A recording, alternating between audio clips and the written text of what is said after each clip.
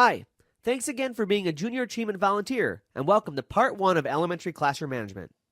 We know you probably have several questions about your upcoming experience, so we hope to answer those questions in this short video. We'll talk about the various behaviors you may encounter in the classroom during your JA experience, and then explore techniques and tips you can use with your students in your JA classroom.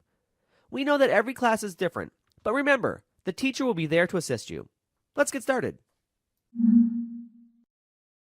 It's important to make connections by introducing yourself and sharing applicable professional examples throughout the JA lesson. As you begin to make those connections, students will sometimes ask you questions or share stories that may seem too personal or that don't relate to the JA program content. Students may ask you if you're married or dating, if you have children, and even how much money you make. So, how do you handle these types of questions? Try to redirect the conversation back to the topic and the day's learning goals. If a student asks an off-topic question or begins to share a story during your introduction, allow the student to share for a few seconds and then thank him or her for sharing. Not all questions need an answer, so you should feel comfortable moving forward with your introduction. In this example, right after introducing yourself and establishing the learning goals, a student asks you how much money you make. You may give a salary range for your job, or if you're uncomfortable with sharing that information, you can use this example as another way to respond. That's a great question. The amount of money you make can depend on your education and experience. If we have time, we can talk more about this at the end of class. Let's see what else there is to learn about.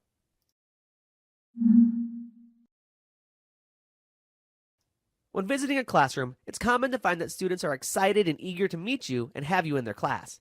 But this excitement can become an issue. Tell the students up front that it's your goal to get as many of them involved in the discussion as possible.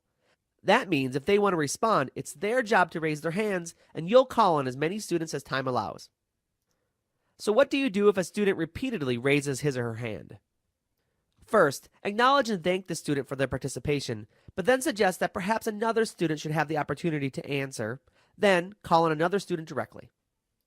In this example, young Tommy has raised his hand for the last 3 questions, and his hand shoots up again when you ask your latest question. Here's what you say. Thanks, Tommy. I'm glad to see you're so excited to answer, and I appreciate all your help with the discussion. Maybe we should let someone else give it a try. Marcus, what do you think? If other students are not raising their hands, try silently waiting for about 5 to 8 seconds to allow for adequate think time. Then you can try asking the question again or rephrasing the question for better understanding. Sometimes finding a way to relate the question to relevant current events or age-appropriate references helps to spark student reaction. If you need to answer your own questions, consider asking the students to repeat the answer aloud as a class. We call this choral answering, and it's another great way to get students to engage in the discussion and begin processing the new information. Another technique might be to try paired sharing or process partners. After posing a question, ask the students to turn and talk to a neighboring partner.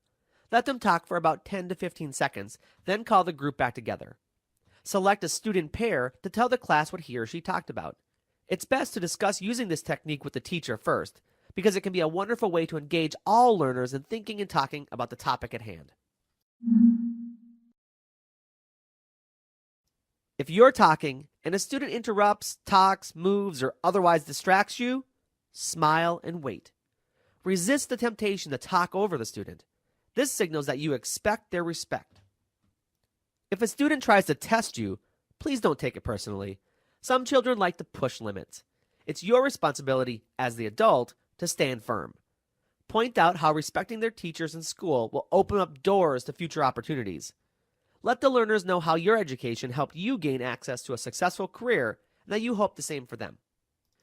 In this example, you've passed out a worksheet and explained the directions, but even before you finish the explanation, one student starts sharing the answers with his neighbor.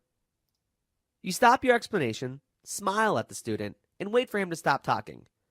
Once the student has stopped, you say, "There'll be an opportunity to share answers at the end of the activity, so let's put our pencils down and listen to the rest of the directions."